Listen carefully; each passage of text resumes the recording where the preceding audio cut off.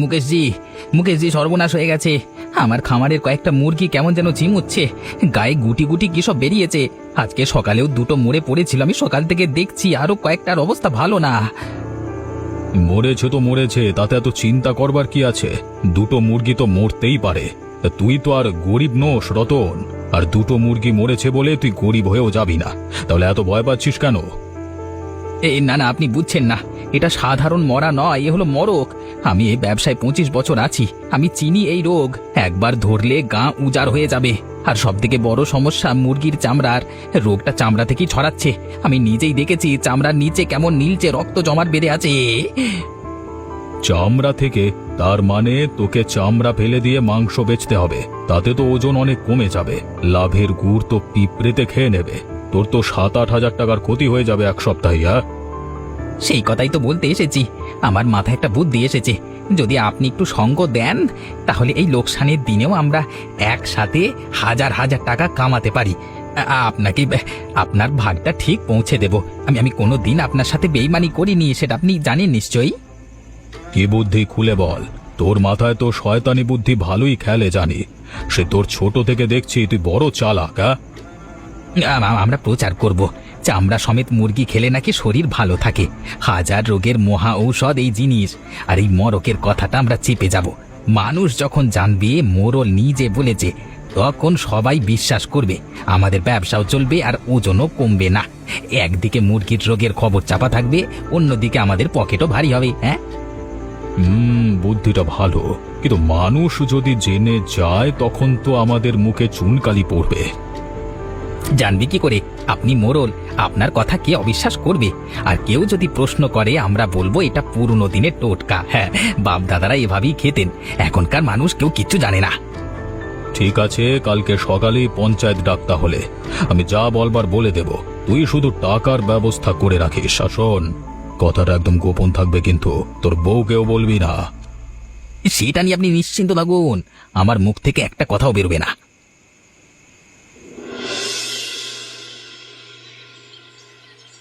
শুনলি তোরা মোরলজি কি বলছেন? কালকেই তো আমার ছেলেটার পেট খারাপ করেছিল রতন কসাইয়ের মুরগি খেয়ে। সারা রাত কাতরালো, ঘুমোতেই পারলো না। আর আজ উনি বলছেন মুরগির চামড়া নাকি উপকারী। এটা কেমন কথা হলো? সুরেশদা, আমারও ব্যাপারটা ঠিক লাগছে না। কদিন ধরেই দেখছি রতনের দোকানের মুরগিগুলো কেমন নিস্তেজ হয়ে যাচ্ছে। চোখগুলো কেমন ঢুলু ঢুলু, পালকগুলো উস্কো খুস্কো। কই আগে তো এমন ছিল না। আর মোড়লজি হঠাৎ করে চামড়ার গুণ গাইতে শুরু করলেন কেন? সর্ষের মধ্যেই নিশ্চয়ই ভূত আছে। এত বছর তো কোনোদিন এমন কথা বলেননি। আরে ছাড় তো, মোরলজি যখন বলছেন তখন নিশ্চয়ই ভালোই হবে। উনি আমাদের গ্রামের মাথা, আমাদের খারাপ চাইবেন কেন? হয়তো আমরাই ভুল ভাবছি। উনি তো এত বড় মানুষ, কত কিছু জানেন। মাথা হলেই কি সব ঠিক হয়? রতন কসাইয়ের চোখের দিকে তাকিয়ে দেখেছো? কেমন একটা লোভ আর ভয় মিশে আছে। গতকালও দেখলাম ওর দোকানে একটা মুরগি প্রায় মরা অবস্থায় পড়েছিল, সেটাও বেঁচে দিয়েছে। আর মুকেশজির কথাগুলো কেমন যেন ওর শেখানো কথা বলে মনে হচ্ছে। তুই বড় বেশি ভাবিস আশা। যা সবাই খায় আমরাও তাই খাবো। চল আজকেও 1 কেজি নিয়ে যাই। তোর বৌদি আবার চামড়া দিয়ে চচ্চড়ি খেতে ভালোবাসে। কাল থেকে বলছে ভালো করে কষিয়ে রান্না করবে। তুমি যাও সুরেশদা, আমার মনটা কেন জানি না খচখচ করছে। আমি আজ বাড়ি গিয়ে আমার নিজের পোষা মুরগিগুলোকেই একবার ভালো করে দেখতে হবে। তোমার ছেলের শরীর খারাপ হওয়াটা আমার ঠিক মাথা থেকে যাচ্ছে না। হ্যাঁ, দেখ বোন, তোর ইচ্ছে। তবে আমার মনে হয় তুই এমনি এমনি চিন্তা করছিস। যাই, আমি রতনের দোকানে যাই। যাও, কিন্তু সাবধানে থেকো।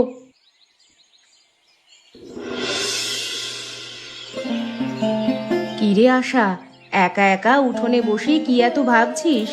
আর তোর মুরগিগুলো ফেলে দিচ্ছিস কেন? এত ভালো জিনিস ফেলে দেয় কেউ? তার উপর আমরা গরিব মানুষ, এমনিতেই খেতে পাই না। গীতা দিদি, তুমি একটু দেখবে, এই চামড়ার ভেতর দিকটা কেমন নীলচে হয়ে গেছে, আর ছোট ছোট রক্তের দাগ। আমার বাড়ির দুটো মুরগি আজ সকাল থেকে ঝিমোচ্ছিল, খাচ্ছিল না। তাই একটাকে কেটে দেখলাম, অবস্থা ভালো না দিদি। ও মা, এ তো দেখতেই কেমন লাগছে। রতনের দোকানের মুরগিগুলো তো এমন দেখিনি। যদিও আজকাল ওর দোকানের মাল খেয়ে সবারই কম বেশি শরীর খারাপ হচ্ছে। আমার পেটেও কাল থেকে কেমন যেন করছে। ঠিক এই কারণেই তো আমি আরো চিন্তায় আছি গো দিদি। আমার মনে হচ্ছে রতন কসাই আর মুকেশজি জেনে শুনে আমাদের বিষ খাওয়াচ্ছে। এই চামড়াতে আসল রোগটা লুকিয়ে আছে। ওরা দুজনে মিলে আমাদের সাথে প্রতারণা করছে। কিন্তু কি করবি তুই? মোড়ল আর কসাইয়ের বিরুদ্ধে কথা বলবার সাহস কার আছে বলতো গ্রামে? তার চেয়ে বরং চুপ করে থাক। নিজের বাড়ির মুরগিগুলোকে সাবধানে রাখ। ওদের সাথে লাগতে গেলে বিপদে পড়বি। চুপ করে থাকবো? গ্রামের লোকগুলো মরে যাবে আর আমি চুপ করে দেখবো? তা আমি পারবো না দিদি। আমি ঠিক করেছি, আমি আমার বাড়ির সুস্থ মুরগিগুলোর চামড়া ছাড়িয়ে ঝোল রান্না করব। তারপর সেটা সবাইকে খাইয়ে বোঝাবো আসল স্বাদ আর স্বাস্থ্য দুটোই চামড়া ছাড়া মুরগিতেই আছে। মানুষকে সত্যিটা জানতে হবে। তোর কথা শুনে আমার ভয় করছে আশা। ওরা কিন্তু খুব সাংঘাতিক লোক। রতনের হাতে কত লোক মার খেয়েছে জানিস? আর মুকেশজির আগের কথা তো সবাই জানে। ওরা মানুষ পর্যন্ত খুন করতে পারে। ভয় তো আছেই দিদি, কিন্তু ভয় ভয় থাকলেই তো কিছুই হবে না। কাউকে না কাউকে তো শুরু করতেই হবে প্রতিবাদ। তোর যা ভালো মনে হয় কর, কিন্তু সাবধানে থাকিস আশা। ওরা কিন্তু খুব সাংঘাতিক লোক। আমি তোর জন্য চিন্তায় থাকবো।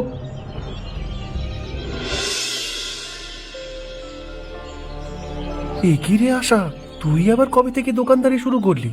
আর তুই যা জিনিস বিক্রি করছিস, রতন দেখলে কিন্তু আস্ত রাখবে না। ও তো তোকে জ্যান্ত গিলে ফেলবে। রতন কসাইয়ের জন্য তো আর গ্রামের লোকগুলোকে মরতে দিতে পারবো না আমি। সুরেশদা, তুমি এক বাটি খেয়ে দেখো, যদি ভালো না লাগে পয়সা ফেরত দেব। আমি নিজের হাতে রান্না করেছি। তোর এত আত্মবিশ্বাস যখন, তখন তো খেতেই হয়। দে দেখি এক বাটি খাই, দেখি চামড়া ছাড়া মুরগির ঝোলে কেমন স্বাদ হয়। আমার ছেলেটা তো এখনো অসুস্থ হয়ে বিছানায় পড়ে আছে। কাল রাত থেকে না জ্বর আসছে। এই নাও, আস্তে আস্তে খাও। আরে, এ তো দারুণ খেতে হয়েছে। রতনের দোকান থেকে কেনা জিনিসের ঝোলের চেয়ে অনেক ভালো। সত্যি বলছি আশা, মন ভরে গেল। এত সুস্বাদু ঝোল আমি অনেক দিন খাইনি। আর এটা খেলে তোমার ছেলের শরীর খারাপও করবে না। ঠিক বলেছিস।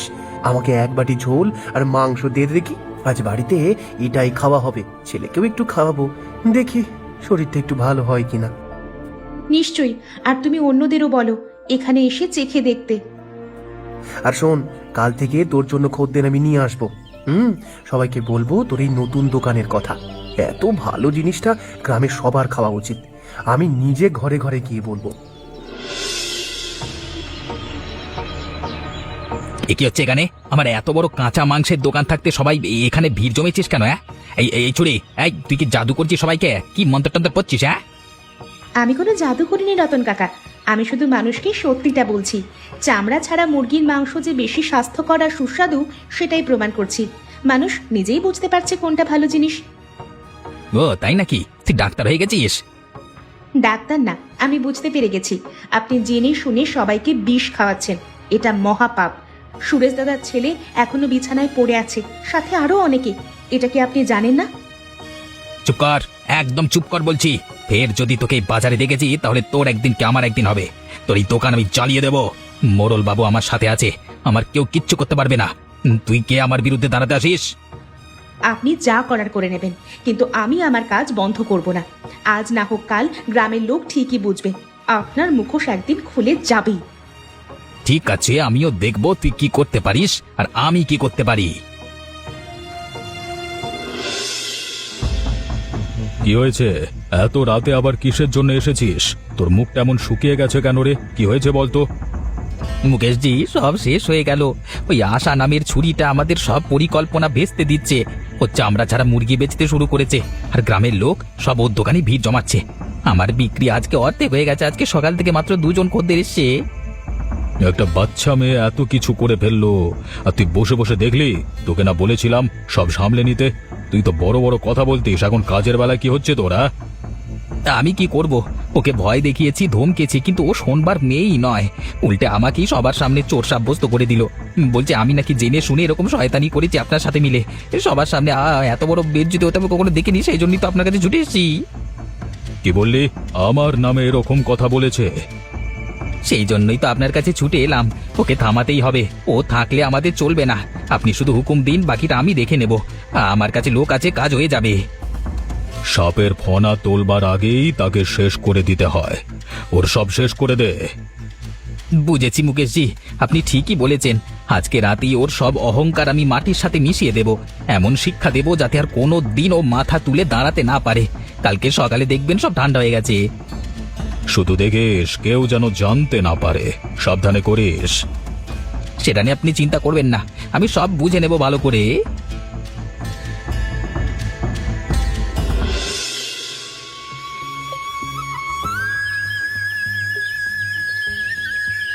আশা, কি হয়েছে?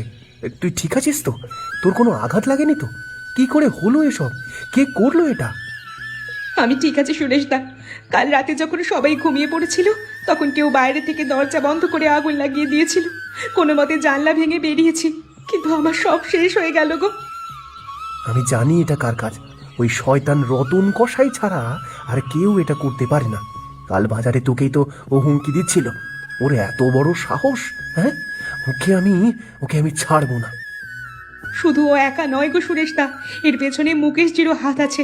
ক্ষমতা আর টাকার জোরে ওরা যা খুশি তাই করতে পারে। আমি একা একটা মেয়ে, কি করতে পারবো ওদের বিরুদ্ধে?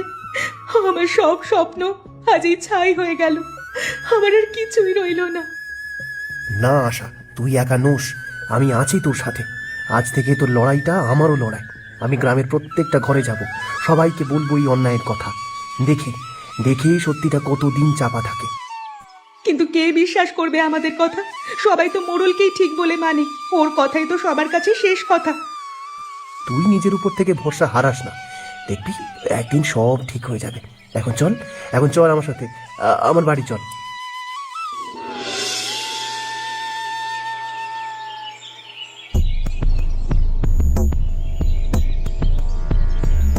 মুকেশজি, সর্বনাশ হয়ে যাচ্ছে।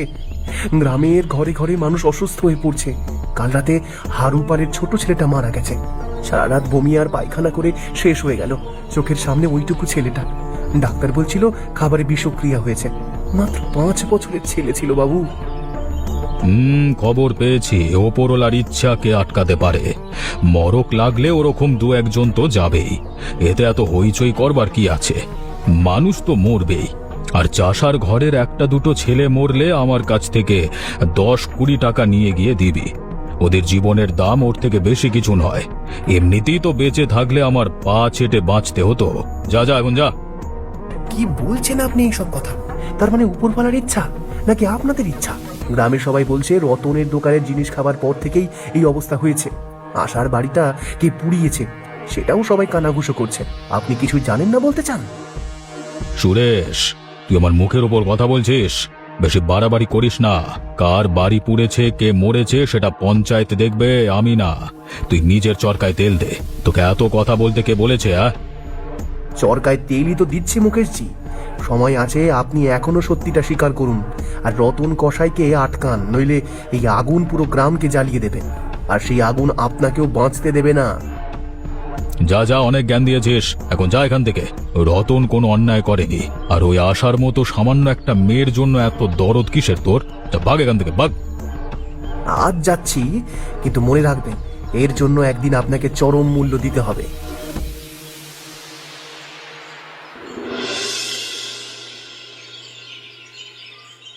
তোর এই অবস্থা দেখে আমার যে খুব কষ্ট হচ্ছে বোন। নিজের বাড়ি ঘর হারিয়ে এখন পরের বাড়িতে রান্না করছিস। কাল রাতে তোর কি হতো ভাবলেই আমার গা শিউরে ওঠে। এটা পরের বাড়ি নয় দিদি, এটা আমার আরেকটা ঘর। তোমরা আশ্রয় না দিলে আমি তো পথেই মরতাম পড়ে। আর আমি রান্না করছি নিজের জন্য নয়, গ্রামের মানুষের জন্য। ওরা আমার আপন লোক, ঠিক তোমাদের মতোই। কি করবি তুই এগুলো দিয়ে? এখন তো ভয় কেউ বাইরের খাবারের নাম মুখেও আনছে না, সবাই ভয় পাচ্ছে। দিদি, আমি এই ঝোল নিয়ে প্রত্যেক অসুস্থ মানুষের বাড়ি যাব, বিনা পয়সায় ওদের খাওয়াবো। ওদের চোখ খুলে দিতে হবে। কিন্তু তোর কথা কে শুনবে? মানুষ তো ভয়ে ভয়ে আছে। মানুষ যখন দেখবে আমার এই ঝোল খেয়ে তার সন্তান সুস্থ হয়ে উঠছে, তখন তাদের বিশ্বাস জন্মাবে, তাই না দিদি? একজন বিশ্বাস করলে আরো 10 জন করবে। ঠিক আছে, যা, আমি তোর সাথে আছি। যা লাগে আমাকে বলিস, আমিও তোর সাথে যাব। ধন্যবাদ দিদি, তোমরা না থাকলে কোনোদিন আমি এত বড় সাহস পেতাম না আবার ঘুরে দাঁড়ানোর। কি চাই? তোরাও কি ছুরির মতো উল্টোপাল্টা জিনিস নিতে এসেছিস? আমার তো কোনো সব হয় না, অন্য কোথাও যা, চল। না রতন কাকা, আমরা কিছু প্রশ্ন করতে এসেছি।